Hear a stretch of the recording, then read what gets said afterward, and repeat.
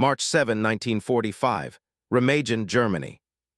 SS Brigade Führer Wilhelm Brach lifted the intelligence report from his desk, scanning the American troop movements with barely concealed contempt. His uniform pressed to parade ground precision, his Knight's Cross gleaming at his throat. He tossed the papers toward his subordinate. "Look at this," Brach said, flicking ash from his cigarette onto the map of the Rhine. "The Americans believe they can seize a bridge before we demolish it." SS Sturmbannführer Hans Scheller nodded, straightening the papers with practiced efficiency. "Their engineers are slow, disorganized. At Arnhem they failed. At the Ruhr dams they arrived too late." Hauptmann Karl Friesenhahn, bridge commander and Wehrmacht demolitions expert, shifted uncomfortably. "The reports indicate their engineer battalions are mechanized now, moving faster than intelligence predicted." But Brach waved him off. "Mechanized, they waste fuel driving to taverns. Our forces destroyed their 9th Armored Division at the Bulge. We stopped their 1st Infantry at Aachen for 3 weeks. We held Hirchen Forest for 4 months against 5 divisions. At Remagen, Germany held 280 meters of steel and stone spanning the Rhine. The Ludendorff Bridge represented the last crossing point before the industrial Ruhr. Brach controlled demolition charges, veteran SS troops, and artillery positions commanding every approach. The mathematics were undeniable. 1 bridge, 1 battalion, 1 day to prepare demolitions equals American advance stopped. What Brach didn't know, what none of them could have known as they reviewed defensive positions in that stone command post, was that American combat engineers equipped with portable Bailey bridge sections and M1A1 bulldozers would seize the eastern approaches within 47 minutes. The numbers would become catastrophic. 89th Infantry Division crossed in 6 hours. 9th Armored Division combat engineers disabled German demolitions in 18 minutes. 291st Engineer Combat Battalion erected 3 Bailey bridges within 72 hours. The confidence in that Remagen command post would become history's most expensive miscalculation, measured in 325,000 Wehrmacht soldiers trapped west of the Rhine. At Normandy, German defenders inflicted 4,000 American casualties on Omaha Beach against 2,400 attacking infantry. At Kasserine Pass, German armor destroyed 183 American tanks while losing 14 panzers, achieving a 13-1 kill ratio. At Anzio, Wehrmacht forces contained 36,000 Allied troops on a beachhead for 4 months, inflicting 7,000 casualties against 2,100 German losses. At Monte Cassino, German paratroopers held a single monastery against 4 Allied divisions for 123 days. At Hirchen Forest, defending forces inflicted 33,000 American casualties while suffering 12,000 losses, maintaining defensive positions through 5 major assaults. The pattern repeated. German tactical superiority, American numerical advantage grinding slowly forward. SS Brigade Führer Brach commanded 300 combat-experienced troops. Each carried the Sturmgewehr 44, firing 600 rounds per minute at 650 meters effective range. Each man possessed an average of 42 months combat experience. Bridge defenses included 4 88 anti-aircraft guns capable of penetrating any American armor at 2,000 meters, 6 MG-42 machine guns firing 1,200 rounds per minute, and 3 Nebelwerfer rocket launchers. Artillery batteries positioned on the east bank commanded every approach. Demolition charges totaling 600 kilograms of TNT wired to the bridge's main supports required only electrical connection to destroy the span completely. Recent American failures reinforced German confidence. At the Ruhr River dams, American forces took 7 days to secure objectives against determined resistance, arriving too late to prevent controlled flooding that delayed the advance for 2 weeks.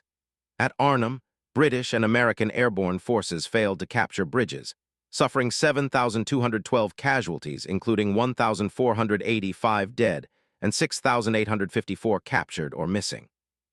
At the Bulge, German armor penetrated 50 miles into American lines, destroying 733 tanks and armored fighting vehicles while capturing 23,554 prisoners before logistics failures forced withdrawal.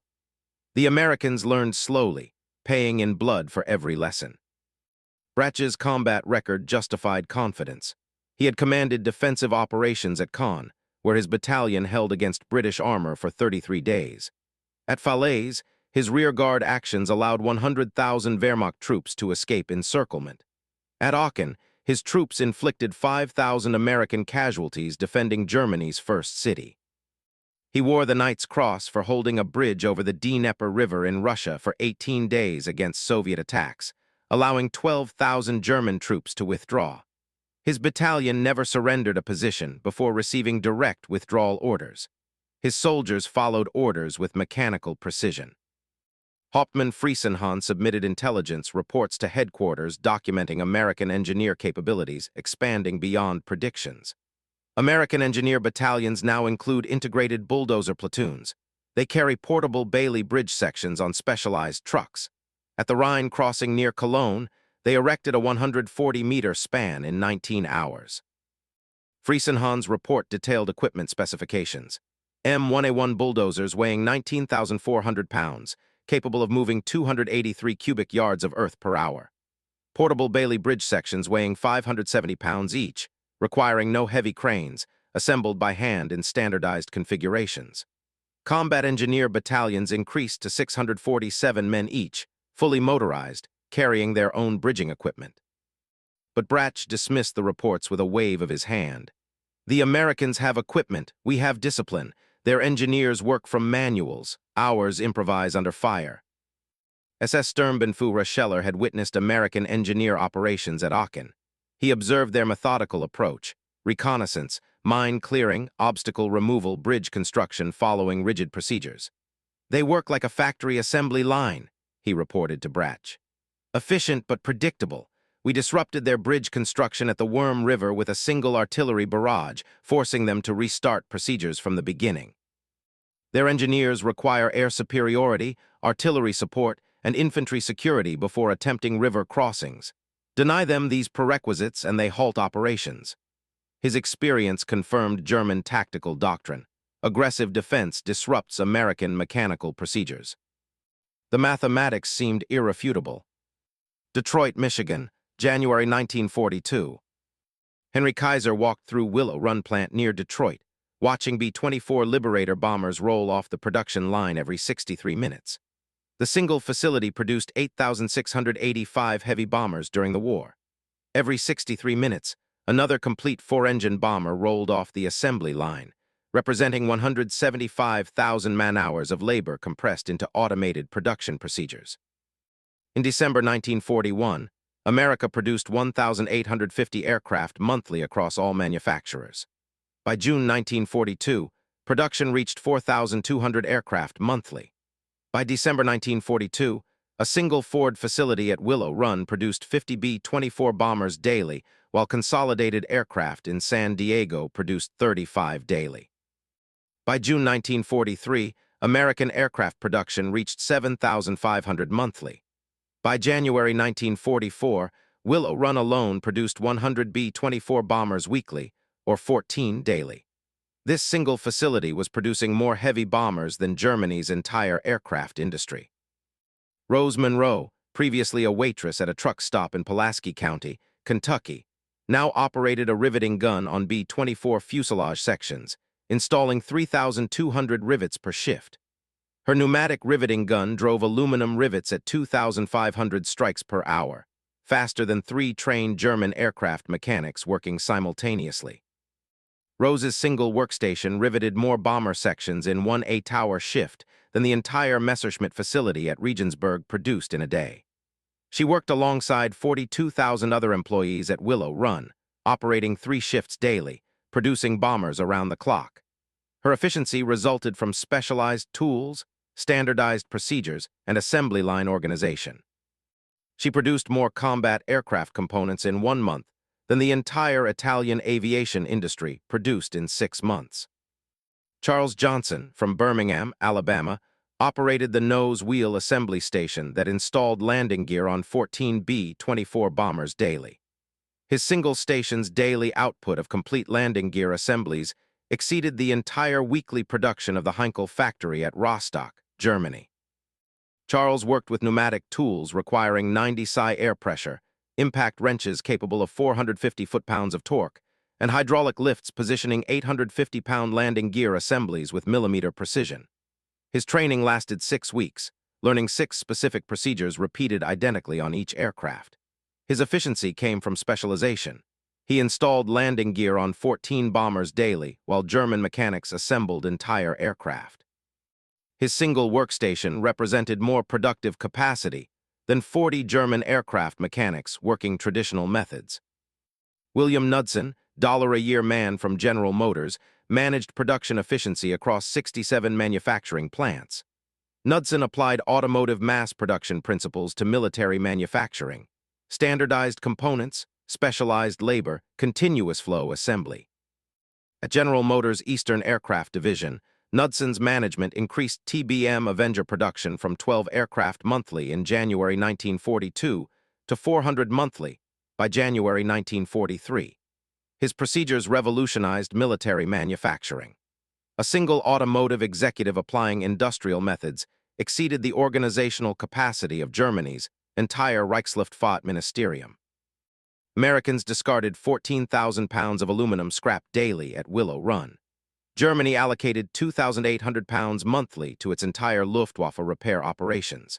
American workers threw away more aluminum weekly than German factories received for aircraft manufacturing. The scrap metal from a single day's production errors contained enough aluminum to manufacture 17 Messerschmitt Bf-109 fighters. Americans melted the scrap, recycled it, and fed it back into production lines. Germans rationed aluminum by the kilogram. The waste from single-shift production at Willow Run exceeded Germany's total bomber production. Americans scrapped incomplete fuselage sections containing manufacturing defects. Each scrapped section contained 1,840 pounds of aluminum, 320 pounds of steel, and 1,200 feet of electrical wiring. Willow Run scrapped an average of 2.3 fuselage sections weekly. Germany's total weekly bomber production averaged 1.8 aircraft. American waste exceeded German maximum effort. Workers threw away defective rivets that Germans rationed by individual count. American rivet production reached 425 million monthly by mid-1943. Quality control rejected 3% as defective, throwing away 12,750,000 rivets monthly. Germany's entire aircraft industry allocated 8,400,000 rivets monthly across all manufacturers. American quality control rejections exceeded German total production. The Willow Run cafeteria discarded more food daily than the city of Dresden received in monthly rations. The facility served 42,000 employees 3 meals daily when working multiple shifts, preparing 126,000 meals. Daily food waste averaged 2,400 pounds. Dresden's population of 642,000 received 1,950 pounds of meat monthly per 1,000 residents, totaling 1,252 pounds of meat daily for the entire city. American worker cafeteria waste exceeded German civilian rations. The 3,200 defective rivets that Rose Monroe's station rejected daily could have built Germany's entire weekly fighter production. Each Messerschmitt Bf-109 required 28,000 rivets. Germany produced 425 fighters weekly in early 1944. That required 11,900,000 rivets weekly. Rose's single station rejected 22,400 rivets weekly. Multiply that across 42,000 workers, and American rivet rejection exceeded German aircraft requirements by a factor of 87. Hauptmann Friesenhahn reviewed intelligence reports documenting American production figures. He submitted analyses to headquarters. Single American factories exceed our entire industrial capacity. Willow Run produces more bombers monthly than our total aircraft production. Their worker cafeterias consume more food than our combat rations. Their industrial waste exceeds our maximum effort. His reports arrived at headquarters weekly. His superiors filed them as enemy propaganda, too exaggerated to be credible. The mathematics were dismissed as impossible. March 7, 1945. Ludendorff Bridge, Remagen, 1547 hours. SS Sturmbannführer Scheller was reviewing defensive positions on the bridge's east tower when American infantry appeared on the western ridge. First contact occurred at 1547 hours when elements of the 27th Armored Infantry Battalion emerged from the Waldschlösschen Woods, 800 meters west of the bridge. At 1548 hours, German artillery observers on the east bank called fire missions. At 1549 hours, 15 seconds after artillery observers transmitted coordinates. The first 105 shells impacted the western approach, missing the rapidly advancing American infantry by 40 meters. American infantry reached the bridge's western tower at 15:51 hours. Elapsed time from first contact to bridge access, 4 minutes. German defenders opened fire with MG-42 machine guns from prepared positions in the western tower.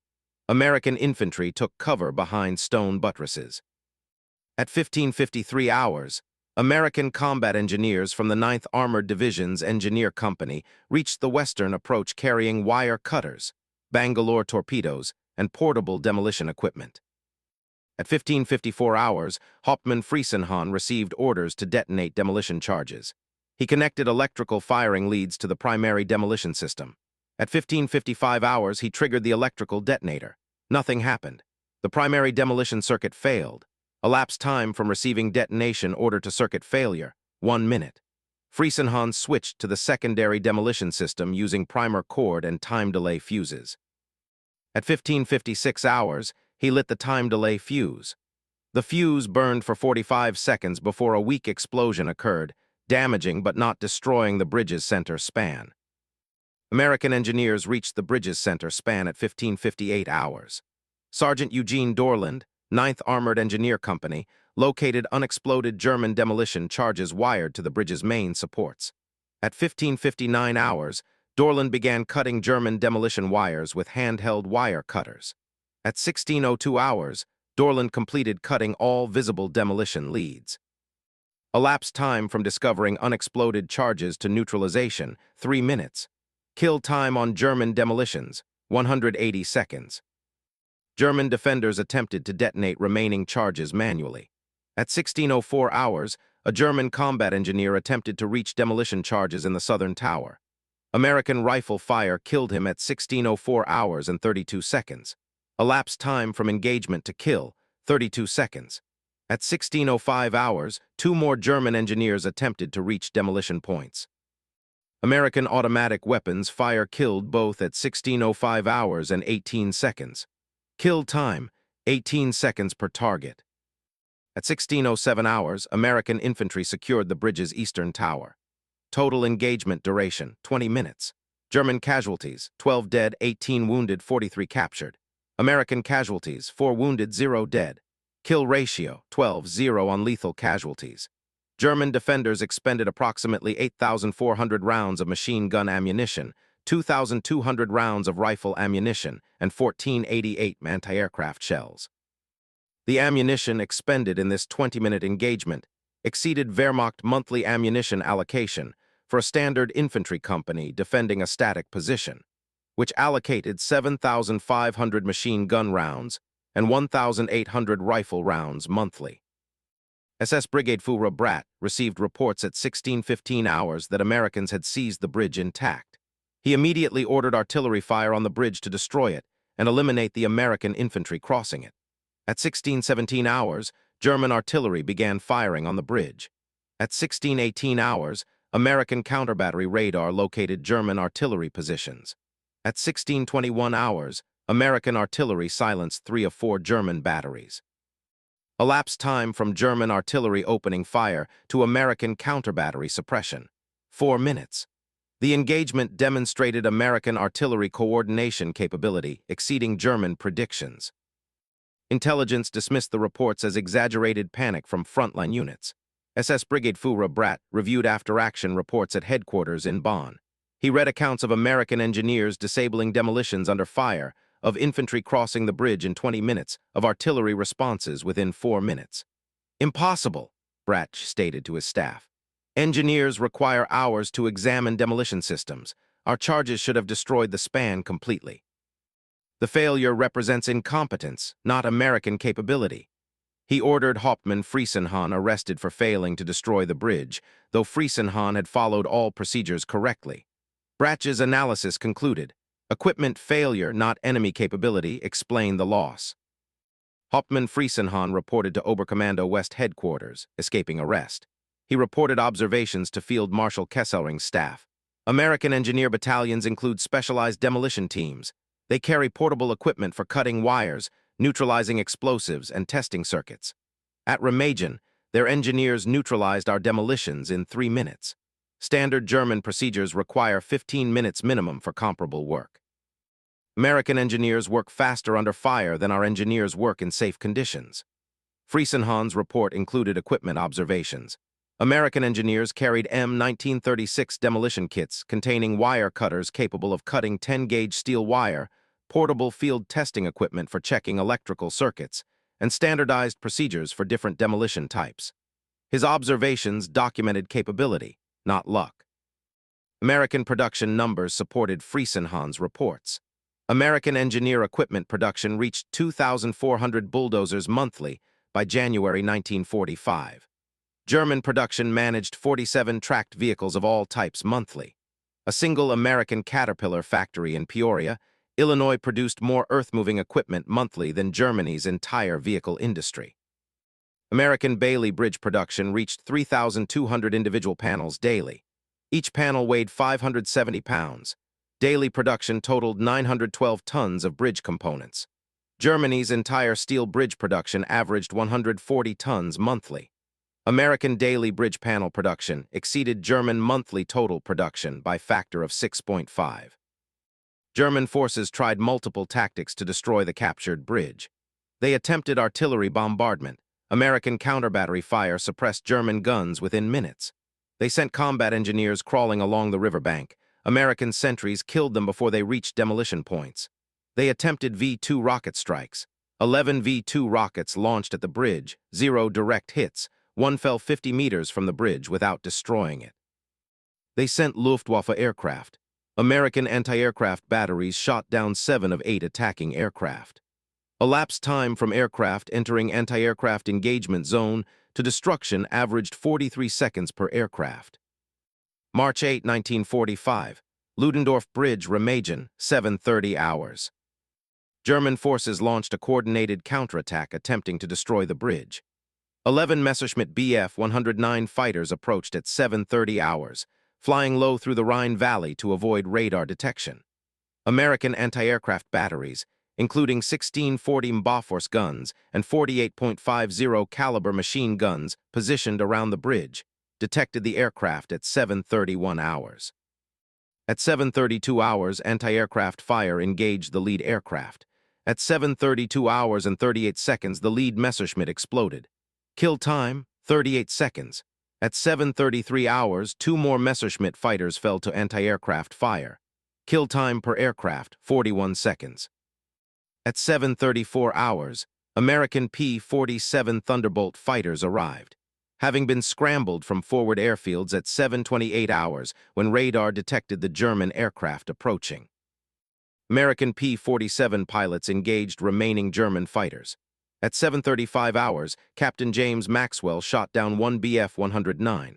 Elapsed time from visual contact to kill, 29 seconds. At 7:35 hours and 42 seconds, Lieutenant Robert Henderson shot down another Bf-109. Kill time, 31 seconds. At 7:36 hours, the remaining German aircraft broke off the attack and attempted to flee. American fighters pursued. At 7:37 hours, 3 more German aircraft fell. At 7:38 hours, the last German fighter crashed. Total engagement duration, 8 minutes. German losses, 11 aircraft, 11 pilots. American losses, 0. Kill ratio, 11-0. The ammunition expended by American anti-aircraft batteries exceeded German monthly allocation for air defense of the entire Ruhr industrial region, which allocated 42,040 rounds monthly across 17 batteries. SS Brigade Führer Bratt ordered a final ground assault to recapture the bridge. At 14:30 hours on March 8, elements of the 11th Panzer Division counterattacked American positions on the bridge's eastern approaches. The assault included 47 armored vehicles and 800 infantry. American forces defending the bridgehead included elements of the 9th Armored Division and 78th Infantry Division, supported by artillery and air support. At 14:45 hours, American artillery engaged German armor concentrating for the assault. At 14:48 hours, American tank destroyers engaged German armor at ranges exceeding 1,200 meters. At 15:02 hours, American P-47 fighters arrived with bombs and rockets. The battle lasted until 1645 hours. German losses: 31 armored vehicles destroyed, 234 casualties including 73 dead. American losses: 4 tanks destroyed, 47 casualties including 9 dead. The fuel consumed by German armor during this failed 3-hour assault exceeded Wehrmacht's weekly allocation for the entire Army Group B, which allocated 180,000 liters weekly. German armor consumed 94,000 liters in 3 hours. The ammunition expended exceeded monthly allocations. German forces fired 8,400 tank shells, while monthly allocation for Army Group B totaled 12,000 rounds. Hauptmann Friesenhahn observed the failed counterattack from positions east of the Rhine. He documented American defensive firepower: artillery responses within 2 minutes, air support within 17 minutes, coordinated fires that destroyed German armor faster than commanders could adjust tactics. He reported to headquarters, "American firepower exceeds our offensive capability by orders of magnitude. Their artillery response time equals our transmission time. Their air support arrives faster than we can reposition forces. We cannot counterattack successfully against their defensive firepower." At Willow Run plant near Detroit, bomber production achieved 1 complete B-24 every 63 minutes during peak production. Every hour, another 175,000-pound heavy bomber rolled off assembly lines, representing 4 engines, 10 machine guns, and capacity to carry 8,000 pounds of bombs to targets 2,100 miles distant. This single facility produced more heavy bombers during the war than Germany's entire aircraft industry, produced across all types. Americans discarded defective aluminum engine cowlings daily. Each rejected cowling contained 42 pounds of aluminum. Willow Run's quality control rejected an average of 17 cowlings daily. That totaled 714 pounds of rejected aluminum daily. Germany allocated 420 pounds of aluminum monthly to each Luftwaffe repair depot. 23 repair depots existed. Total monthly allocation: 9,660 pounds. Willow Run discarded 21,420 pounds monthly in rejected cowlings alone. American quality control rejections for a single component exceeded German total aluminum allocation to all repair facilities. Workers threw away defective electrical wiring during bomber assembly. Each B-24 contained 1,200 feet of electrical wiring. Quality standards required replacing any wiring showing insulation defects. Willow Run replaced an average of 840 feet of wiring weekly due to quality defects. That totaled 3,360 feet monthly. Each Messerschmitt Bf-109 contained 290 feet of electrical wiring. Germany produced 1,650 fighters monthly. That required 478,500 feet of wiring. Willow Run's discarded wiring equaled the wiring requirements for 7 German fighters monthly. American waste from a single plant equaled German fighter production requirements for 7 complete aircraft. The cafeteria at Willow Run discarded more food daily than German Luftwaffe aircrews received in weekly rations. Willow Run employed 42,000 workers across 3 shifts. The cafeteria served 126,000 meals daily, discarding 2,400 pounds of food waste. German Luftwaffe fighter pilot rations allocated 0.82 pounds of food daily per pilot. The Luftwaffe operated approximately 2,100 fighter pilots in active service. Total daily rations: 1,722 pounds. Willow Run cafeteria waste exceeded total German fighter pilot daily rations. Aluminum scrap from a single day's production exceeded German monthly allocation to aircraft manufacturing. Willow Run generated 14,000 pounds of aluminum scrap daily from normal production processes, rejected rivets, trimmed sheet metal, defective castings, and quality control rejections. Germany allocated 180,000 pounds of aluminum monthly to bomber production. Willow Run generated 420,000 pounds of scrap monthly. American scrap exceeded German bomber production allocation by a factor of 2.33. This single facility's production waste contained more aluminum than Germany allocated to strategic bomber manufacturing. Discarded ammunition during testing procedures exceeded German monthly combat allocation. American aircraft manufacturers test-fired all machine guns before delivering aircraft. Each B-24 carried 10.50 caliber machine guns. Testing procedures fired 200 rounds through each gun, totaling 2,000 rounds per aircraft. Willow Run produced 14 B-24 bombers daily, testing 28,000 rounds daily. Monthly testing ammunition, 840,000 rounds. German monthly .50 caliber equivalent, 13 allocation to all Luftwaffe units, 420,000 rounds. American testing procedures consumed twice the ammunition Germany allocated to combat operations. Every paragraph of production data demonstrated identical conclusions. This single American factory exceeded Germany's entire industrial capacity. This single facility's scrap exceeded German maximum production. This single plant's waste exceeded German total allocation. The pattern repeated across all metrics. American excess capacity exceeded German maximum effort. Hauptmann-Friesenhahn compiled production statistics from captured American documents and intelligence reports. He presented data to Army Group B headquarters in March 1945. American aircraft production, 96,300 aircraft produced in 1944. German aircraft production, 34,100 aircraft produced in 1944. Single American factory, Willow Run, produced 6,792 heavy bombers in 1944. Entire German bomber production in 1944, 2,287 aircraft. American aluminum production, 920,000 tons in 1944.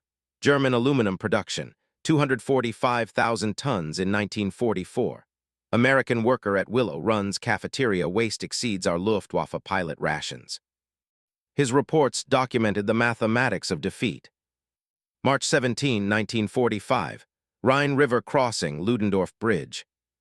By March 17, American forces had established a bridgehead east of the Rhine 30 kilometers deep and 40 kilometers wide, defended by 4 divisions. The Ludendorff Bridge still stood, though severely damaged by German artillery and air attacks. American engineers had erected 3 Bailey bridges adjacent to the original span, each capable of supporting 40-ton vehicles. Total American forces east of the Rhine, 28,000 combat troops, 8,400 vehicles including 340 tanks and supporting artillery battalions. At 8:15 hours on March 17, American forces expanded the bridgehead against remaining German defensive positions. The operation involved elements of the 78th Infantry Division attacking German positions near Rhine. American forces included 42 M4 Sherman tanks, 18 M26 Pershing heavy tanks, and 2,400 infantry supported by 12 artillery battalions firing from positions west of the Rhine. At 8:30 hours, American artillery began preparatory bombardment. 12 artillery battalions fired 8,400 shells in 30 minutes. At 900 hours, American infantry and armor advanced. German defenders included elements of the 3rd Panzer Division and 11th Panzer Division, with 43 operational tanks and 1,600 infantry. At 9:17 hours, American armor engaged German defensive positions. German anti-tank guns destroyed 2 Sherman tanks. At 9:23 hours, American tank destroyers eliminated German anti-tank positions. Kill time per position, 48 seconds. At 9:35 hours, American tanks engaged German armor. First German Panther tank destroyed at 9:36 hours and 22 seconds. Kill time, 82 seconds from visual contact. Second Panther destroyed at 9:37 hours. Third Panther destroyed at 9:38 hours and 15 seconds. At 9:45 hours, German forces attempted a counterattack with remaining armor. 17 Panzers advanced toward American positions. American P-47 fighters arrived at 9:48 hours, carrying rockets and bombs. At 9:51 hours, the first German tank exploded from rocket attack. At 9:52 hours, 3 more tanks destroyed. At 9:53 hours, 4 more destroyed. At 9:55 hours, American artillery concentrated on remaining German armor. At 9:57 hours, the counterattack collapsed. Elapsed time from German counterattack initiation to collapse, 12 minutes. German armor losses, 17 Panzers destroyed. American losses, 4 tanks damaged, 2 destroyed. The engagement continued until 12:15 hours. German forces retreated from defensive positions. American casualties, 47 killed, 134 wounded, German casualties, 287 killed, 412 wounded, 892 captured. Tank losses, Germans lost 43 armored vehicles. Americans lost 8 tanks with 5 repairable. The ammunition expended exceeded Wehrmacht monthly allocation for an entire panzer division. American artillery fired 18,400 shells. German monthly allocation for panzer division artillery support, 12,000 shells. American forces expended in 4 hours what Germans allocated monthly. The fuel consumed in this engagement exceeded German weekly allocation for Army Group B's entire armored force. American armor consumed 42,000 gallons of gasoline during the 4-hour battle. German weekly fuel allocation for all panzer divisions in Army Group B, 31,000 gallons. American consumption in one battle exceeded German weekly allocation. At 10:47 hours during the battle, SS Brigadeführer Bratt was directing defensive operations from a command vehicle near Rhine. American artillery fire struck his position at 10:47 hours and 33 seconds. Bratt died instantly. Elapsed time from American artillery observer identifying the command vehicle to Bratt's death, 97 seconds. The officer who had dismissed American capabilities, who had laughed at their engineering efficiency, who had declared German superiority mathematically certain, died in less time than it took American factories to produce a single Jeep. His death demonstrated the fundamental miscalculation. American industrial capacity translated directly into combat power that German courage could not overcome. SS Sturmbannführer Scheller, observing from a reserve position, watched the systematic destruction of German defensive positions.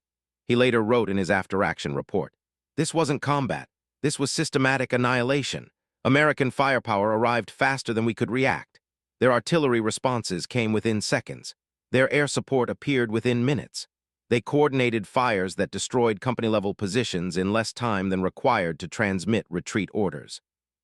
We faced not an army, but an industrial system that produced destruction faster than we could reorganize defenses." German forces lost the Rhine bridgehead battle completely by March 24, 1945. American forces crossed the Rhine at multiple points. British forces crossed in the north. French forces crossed in the south. The Rhine, Germany's last natural defensive barrier, fell within 17 days of the Ludendorff Bridge's capture. German casualties defending the Rhine exceeded 185,000, including 72,000 killed and 113,000 captured. American casualties, 11,000 including 2,800 killed. The mathematics became brutal. American industrial capacity produced overwhelming firepower that made German defensive positions untenable regardless of tactical skill. May 1945, Allied Interrogation Center, Frankfurt. Hauptmann Karl Friesenhahn sat in an interrogation room providing testimony about German defensive operations at Remagen. American intelligence officers questioned him about German assessments of American capabilities. Friesenhahn's testimony documented German misconceptions.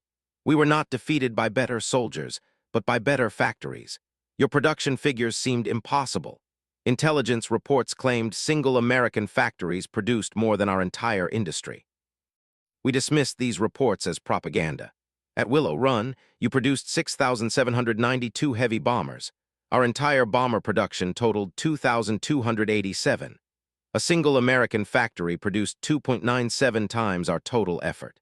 We underestimated not American soldiers, but American productive capacity." Friesenhahn continued, "Your engineers carried equipment we considered impossible to produce in quantity. Portable radios for every squad, bulldozers for every engineer company. Bailey Bridge sections transported on trucks. We possessed excellent engineers but insufficient equipment. Your engineers possessed adequate training and unlimited equipment. Equipment availability determined outcomes. You could waste ammunition testing machine guns. We rationed ammunition by the round. You discarded aluminum scrap. We rationed aluminum by the kilogram. The mathematics weren't military, they were industrial." SS Sturmbannführer Scheller provided testimony documenting his observations of American combat operations. "I saw American firepower at Remagen. Artillery responses arrived within 2 minutes of spotting targets. Air support appeared within 17 minutes. Counter-battery fire silenced our guns faster than we could relocate them. At the March 17 engagement, your artillery fired 18,400 shells in 4 hours. Our monthly allocation for an entire panzer division equaled 12,000 shells. You expended in one battle what we allocated monthly. Your ammunition expenditure exceeded our maximum capacity. The Americans didn't just outproduce us. They revolutionized production itself, creating such excess capacity that waste became tactically irrelevant. Additional German officer testimonies repeated identical themes. Wehrmacht Colonel Heinrich Schmidt: "We brought 19th century organizational methods to 20th century industrial warfare. Your factories produced tanks faster than we could destroy them. You replaced losses within weeks. Our losses took months to replace. The mathematics were impossible. You produced 88,000 tanks during the war. We produced 46,000. Your excess capacity exceeded our maximum effort by nearly double." Luftwaffe Major Franz Weber: "Their excess capacity exceeded our maximum effort in every category. American aircraft production, 324,750 aircraft total war production. German production, 119,307. American ratio, 2.72 to 1. They could lose 100 bombers on a single raid and replace them within 10 days. We couldn't replace 10 fighters in a month. They flew missions with ammunition loads we considered wasteful. A single B-17 carried 11,000 rounds of .50 caliber ammunition. Our fighters carried 950 rounds total. American bomber ammunition load exceeded our fighter total by factor of 11. Oberst Ludwig Hoffmann, former logistics officer: "They could lose equipment and replace it faster than we could destroy it. At Remagen, we destroyed 8 American tanks. They replaced them within 36 hours. We lost 43 panzers. Replacement required 6 weeks. Their replacement rate exceeded our destruction rate. The mathematics were irrefutable. American tank production reached 2,000 monthly by mid-1944. German tank production peaked at 650 monthly. They outproduced us by factor of 3 while simultaneously supplying British, Soviet, and other Allied forces." Wehrmacht statistics officer provided production comparisons during interrogation. American production exceeded German capacity across all categories. Steel production: America produced 89.6 million tons in 1944. Germany produced 28.5 million tons. Ratio, 3.14 to 1. Aluminum: America produced 920,000 tons. Germany produced 245,000 tons. Ratio, 3.75 to 1. Aircraft: 96,300 versus 34,100. Ratio, 2.82 to 1. Tanks and armored vehicles: 29,497 versus 18,956. Ratio, 1.55 to 1. Single American facilities exceeded entire German industries. Willow Run bomber production exceeded our total bomber output.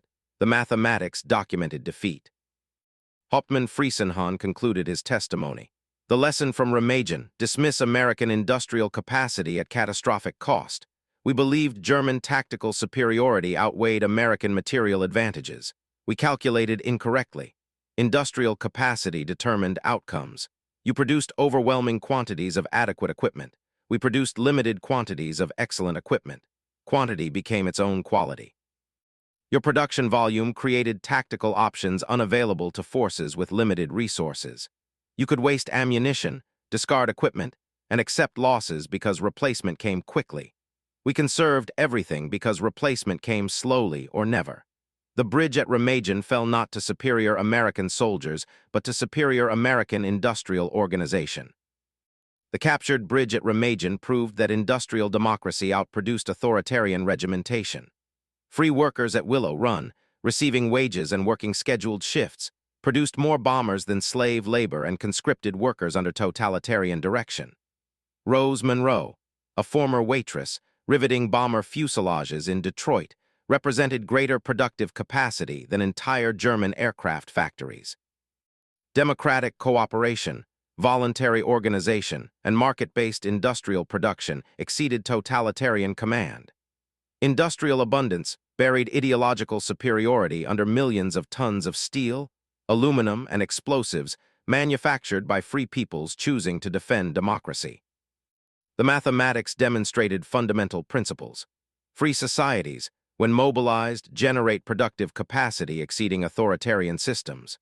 American industrial democracy produced 324,750 aircraft, 88,000 tanks, 2.4 million trucks, and 41 billion rounds of ammunition during the war. German authoritarian regimentation produced 119,307 aircraft, 46,000 tanks, and persistent shortages across all categories. The differential wasn't slight. American production exceeded German output by factors ranging from 1.5 to 3.75, depending on category. This gap represented not just economic capacity, but fundamental organizational superiority. Free peoples, producing voluntarily for adequate compensation, outworked conscripted labor and slave workers. March 7, 1945. SS Brigade Führer Wilhelm Brach had laughed at American engineer capabilities, dismissed intelligence reports documenting their production capacity, declared German defensive superiority mathematically certain. May 7, 1945. Germany surrendered unconditionally. Brach lay dead in German soil. His mockery became history's most expensive miscalculation. The bridge he swore to defend stood for 10 days under American control before collapsing from accumulated damage. During those 10 days, 25,000 American troops crossed into Germany, establishing positions that expanded into a bridgehead that helped end the war. His confidence cost Germany the Rhine barrier, cost Army Group B 325,000 soldiers trapped west of the Rhine, and accelerated Germany's final collapse by weeks. The lesson remains: dismissing democratic nations as weak because they prefer peace or underestimating free people's productive capacity invites catastrophic miscalculation. German officers saw American society, its consumer culture, its democratic debates, its individualism, as weakness. They calculated that authoritarian discipline would defeat democratic inefficiency. They miscalculated fatally. American society's productive abundance, created by millions of free workers pursuing their own prosperity, generated military capacity that German regimentation could not match. The laughter in Brach's command post at Remagen echoed across history as warning. Totalitarian systems that dismiss democracy's industrial power face not defeat but annihilation. The mathematics proved irrefutable.